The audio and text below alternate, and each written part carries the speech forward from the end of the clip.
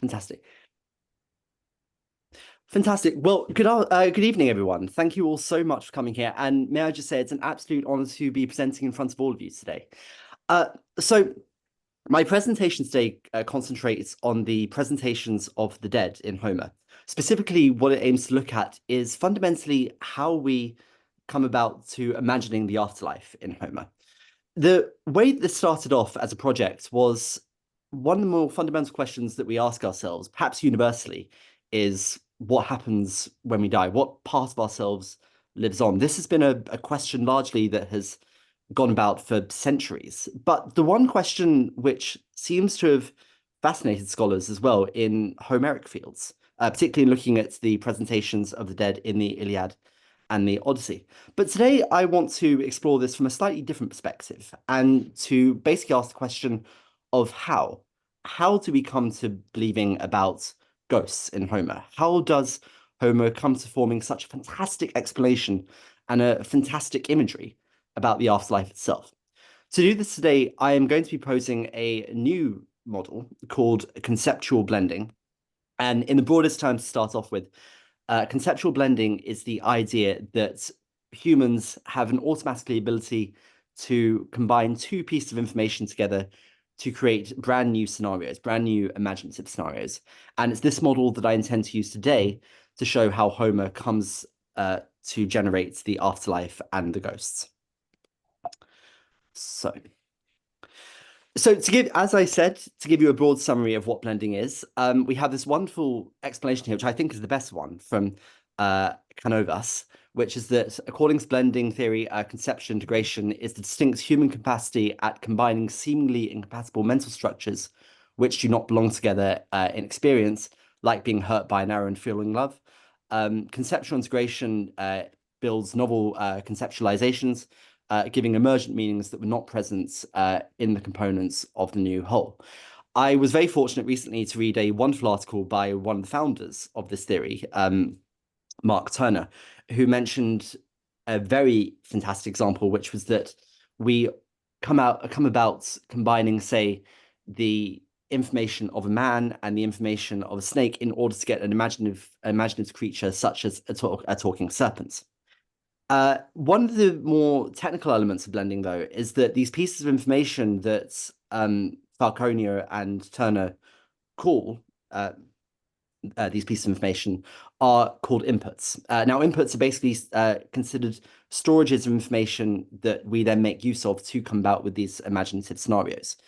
The blended space is the sort of mental area of the brain in which we're able to combine these pieces of information and to form new fantastic creations. So this is just an example to give you that, for instance, the Minotaur is a blend of, say, for instance, the inputs of a person and the inputs of a bull combined together to create a bull's head on a human body.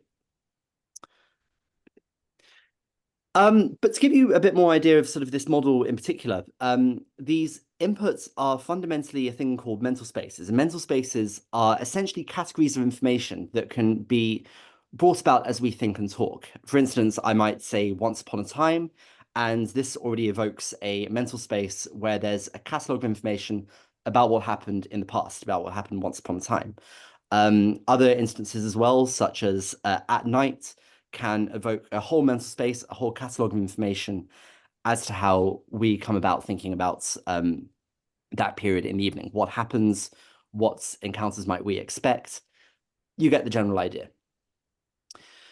So to start off by talking about how blending works in Homer, we have this fantastic description from Iliad 6:487, where Achilles says in a very threatening voice, "No man is going to hold me to Hades unless it is fated."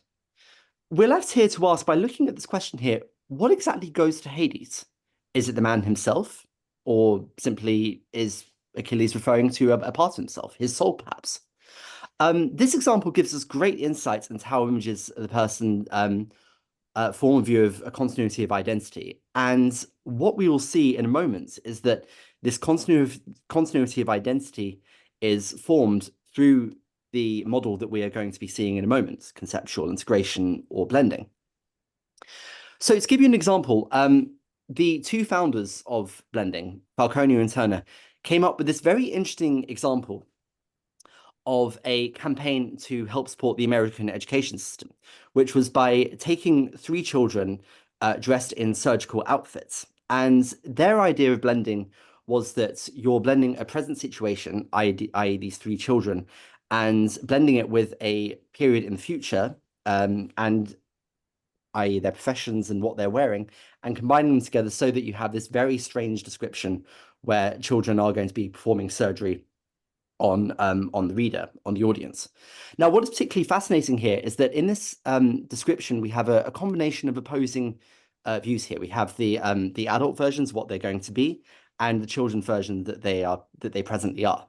And the way that this is structured is, again, from a combination, a blend, can you say, of past and present events. Now, when we think of this example and how this blend occurs, we can see very interesting parallels between this and the examples that we encounter in Homer.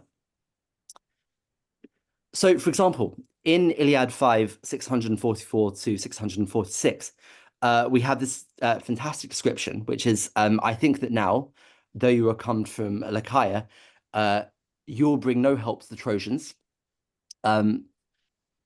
even though you be a strong man, but beaten down by my hands, will pass through the gates of Hades. Now, what is so fantastic about this explanation is that the reference of the accusative say, that in layman's terms, the you, refers to two very opposing figures here. We have, in one instance, the present person that is being addressed, the one that will be beaten down, the corporeal person. But we also have this future version of the soldier as well, being blended together, the incorporeal person, saying that you will pass the gates of Hades. In this instance, what we have here is a combination, a blend, should we say, of the present person combined with the future person to get this continuity of identity. In another example as well, a much more condensed version, we have in Iliad 3, 322, grant that he be killed and go down to the house of Hades. Again, the referent of the you is the current living person, and his death is being projected forward in the future as going to Hades by combining the present and the future together. And from this blend, we see a continuity of identity. We see the idea of the present person, again, being projected into a new set of afterlife circumstances. Again, we see this example in 6, 487, no man is going to hold me to Hades, as we've just discussed. We have this again in Iliad 22, 425. And this one's quite interesting. We have the sharp grief for him will carry me downwards. Now, what's fascinating here is we have, again, a similar explanation as we've already had, where we're blending the present person and the future person together. But in this particular instance, we have that this person is not only projecting themselves into Hades, but they're also projecting their own emotions as well. And this comes to a really interesting idea about how we imagine life after death, and especially in Homer, which is that we imagine not just that their identity, their so-called grammatical sense of self, their I is going to Hades, but also everything about them as well, their sense of emotions, their sense of character. And to develop on this point, ladies and gentlemen, we have a number of other explanations as well. So this wonderful explanation at the beginning of book 11, we have this explanation that is, and the son of Kronos drove down evil turmoil upon them, and from aloft down dew from the sky, that he was minded to hurl down a multitude of strong heads to the house of Hades. Now, this is a really fascinating description, because what we find here, again, is that we have the present being blended with the future. But in this instance, the word for heads here is a metonym for the whole corporeal person. It is a metonym to describe the whole embodied person that will be descended to Hades. Now, what's fascinating in this instance is that this also gives us a good indication that it is the corporeal person, the embodied person himself that journeys to Hades from this blend. And from this can create a large imaginative range of scenarios where it's believed that it's actually the corpse that dwells into the underworld, and everything that comes along with it, the lack of faculties, the deadlessness, the witlessness, I beg your pardon. So you get the idea of how this blend can elaborate into a vast variety of new and imaginative scenarios. To talk about, though, this idea of blending, I just want to elaborate on this point further and talk about how blends can be entrenched and how they can elaborate to create new conceptualizations. In the past, I've just alluded to a couple of examples where blending the present and the future is quite standard in Homeric presentations, as we've seen from the evidence. But to elaborate further on this, we have this explanation from Iliad 14, 454 to 457. I think that the javelin, leaping from the heavy hand of Panthus' high-hearted son, was not thrown away in vain cast. Rather, some Argive caught it in his skin. I think he has got it as a stick to lean on as he trudges down into Death's house.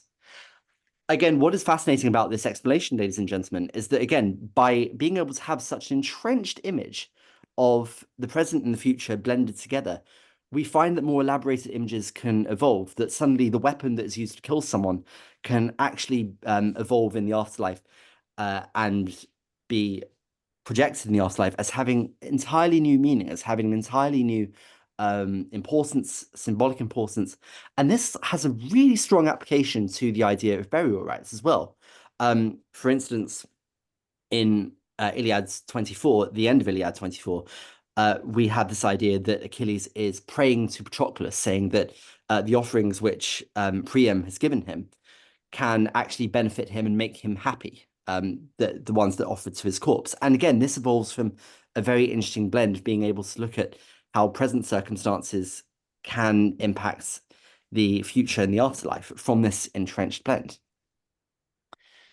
To move on to some other examples of this, we have this wonderful description from Iliad 13, 414 to 416.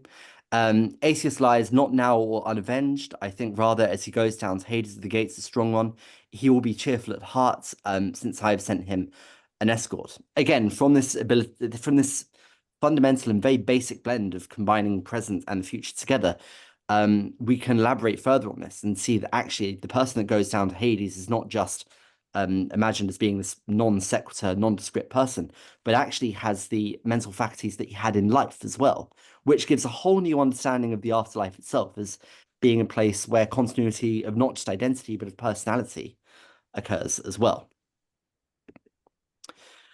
But I want to move on to talking not just about the continuity of identity, but fundamentally to ask the question of how does Homer come to imagine the existence of the wraith, in layman's terms, the existence of ghosts as well.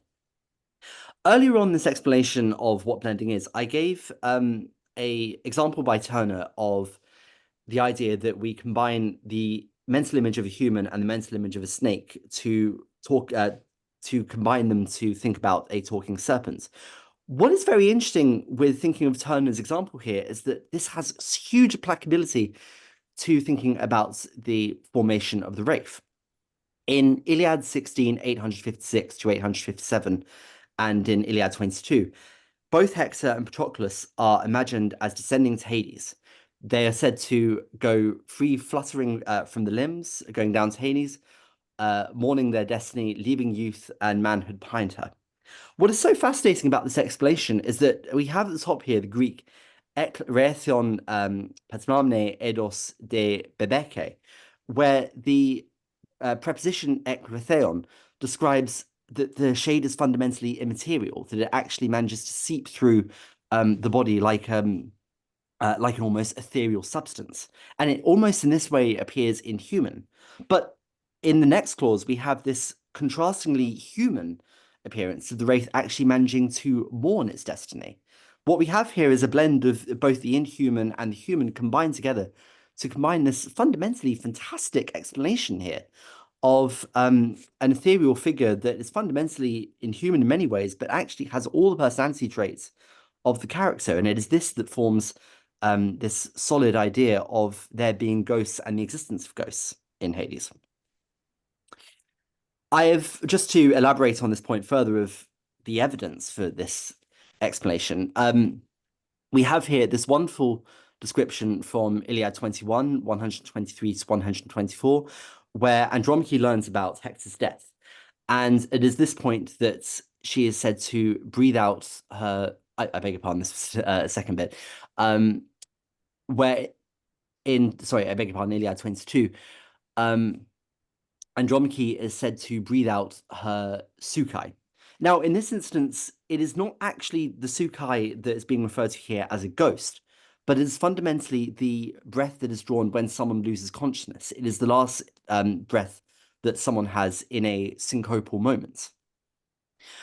Yet, by contrast, we see this sort of living mental image where a person can mourn and show emotions. For instance, the Myrmidons mourned for Patroclus and lamented over them. We have in Iliad 21 the idea of a mother mourning their child, combined with this view that we see in the death inputs that a person can breathe out, that Suke refers to fundamentally a last breath.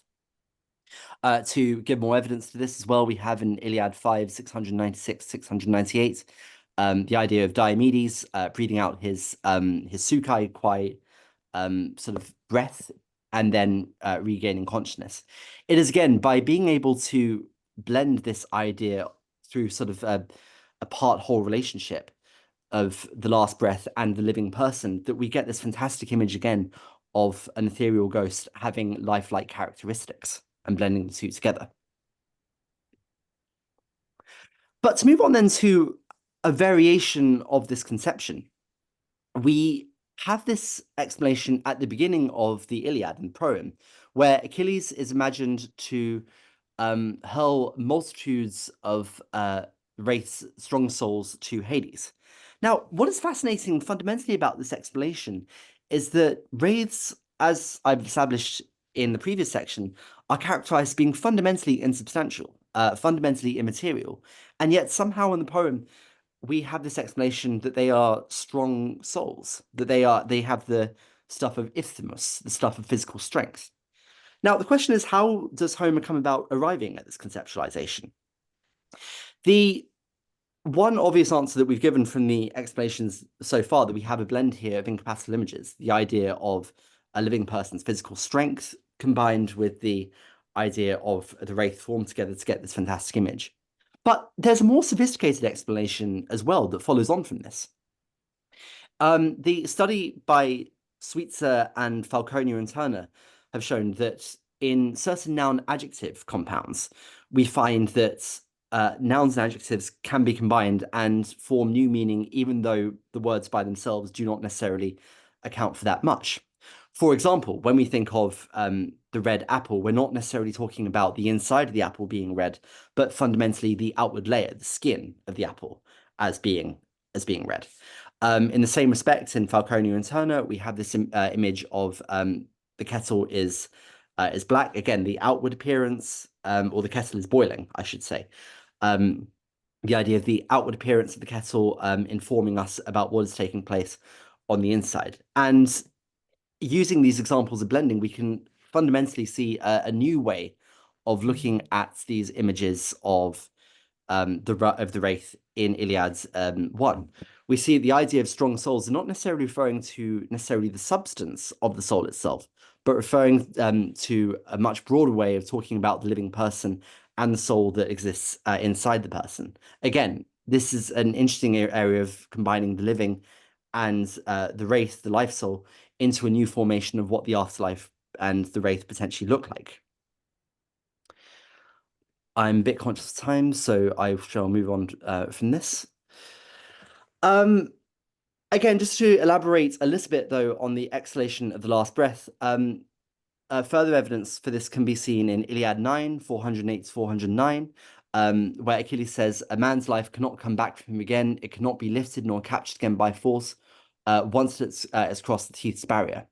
Another explanation as well, it is from where we get this idea of strength being physical strength, is in Iliad 12, 410. It is hard for me, strong as I am, ipthimoi, pair, to break down the wall single-handed and open a path to the vessels. Again, what is this evidence just goes to show that we have this information of how two seemingly incompatible images, the strength of the living person and the ethereal image of the wraith, can be combined to form something as strange but as fantastic as the idea of strong souls descending to Hades. And just to give you guys some idea of what this blending diagram looks like, I have included it in this presentation slide. But what about post-mortem existence in Homer? What exactly happens when we arrive at the afterlife? One of the interesting things that we find is that the ghost is again presented in seemingly incompatible ways. We find that it is fundamentally lifelike, it has the appearance of the living person, yet it's fundamentally immaterial and fundamentally witless as well. While it appears lifelike and seems to have all the qualities of the living person, it also screeches fundamentally like a bat, as is said in Odyssey 24, but also like a bird as well, and makes these inaudible screeching sounds. How do we get this view that we have the living person and this fundamentally immaterial, witless creature to combine this wonderful image of the ghost itself? One explanation is that we combine two seemingly incompatible stories together in order to form this image. Turner mentions that by combining two stories, we can formulate new fantastic images of a creature and of mythical figures. And this explanation, I think, accounts largely for what we're seeing here in terms of the presentation of the wraith. One of the things that we see when we look at the corpse in the Iliad is that the prospects of the corpse being prey for vultures is a scenario that appears in consequently and concurrently with the corpse lying on the grounds. By being able to combine the story of what the bird is doing and the story of what the corpse is doing together, we can formulate new fantastic images of the dead person being fundamentally bird-like and being fundamentally wraith-like, and therefore forming this idea that the wraith and the dead person fundamentally have these screeching sounds. But there is another explanation which I want to get onto, is the blood ritual. So for those of you who aren't familiar with Odyssey Book 11, Odysseus goes down to the underworld and is told by Tiresias that in order to interact with the other dead, he must first perform a blood ritual, and the dead must drink from the blood before they're able to recognize him. Now, this is a fantastic explanation, and it's left for us to wonder why. Why is it that the blood should be able to regain their life forces, regain their characteristics, their ability to remember the living? What is perhaps fascinating about this is that rituals in the past have been seen by scholars who have looked at blending to be a product of conceptual integration. One explanation for the blood ritual is that it's meant to rejuvenate the lifelike qualities of the dead. Others have been it's meant to rejuvenate their memory. Some have suggested it's meant to rejuvenate their capacity for speech. But I want to argue that actually it rejuvenates not just their life force, but that elaborates further to rejuvenating their characteristics. So we have here this example from Fauconnier and Turner, which is that a European ritual is fundamentally a blend of two incompatible or metaphoric schemas. The idea that life can be a journey, the idea that happy is up, misfortune is down. All of these schematic and fundamentally different schematic images can formulate to form a European a ritual. And this gives us an interesting idea as to how we should understand the presentation of the dead and the need for the blood ritual. If we think, for instance, of Iliad 7, 329 to 330, we have this explanation that the corpses have run out of blood. Their blood is pouring down on Scamander, whilst the wraith descends to Hades with this bloodless corpse. Again, as I mentioned, blending is the ability to combine two seemingly incompatible images together, two seemingly incompatible stories together, to formulate a new fantastic scenario. In this instance, the wraith that goes to Hades has a corpse that is bloodless, and this combines to form the idea that the wraith is a bloodless figure. What we managed to see here, though, is a orientation schema, which is that by being dead and having blood poured out of you, you are fundamentally lacking consciousness, awareness, and the removal of all your faculties.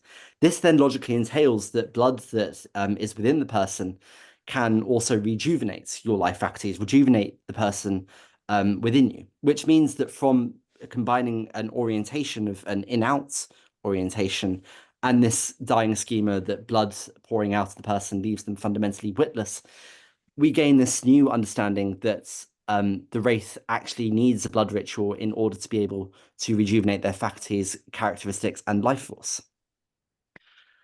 So to conclude, ladies and gentlemen, what we have shown today is that by being able to look at blending, we've been able to find some of the fundamental ways in forming afterlife mythology. And what is fascinating about this, I think, is not just the implications this has on Homer and how fundamentally Homer comes to composing new fantastic mythological images. It also gives us a wide variety of ways to understand otherworld mythology, of being able to understand how we can look just by examining the text, how different images combine to understand fundamentally how a new form of afterlife is formed. And I think the main crucial point of this is the understanding that no matter what culture we're from, we can still fundamentally use the same cognitive devices to formulate new, fantastic, and brilliant religious imagery. Thank you very much. Thank you so much, Bertie. So much to think about. And I'm looking forward to discussing it with everyone. I'm going to stop the recording now so we can have our conversation. And I just want to invite anybody who's watching later to put any questions in the chat and or in the comments, and we'll strive to answer them.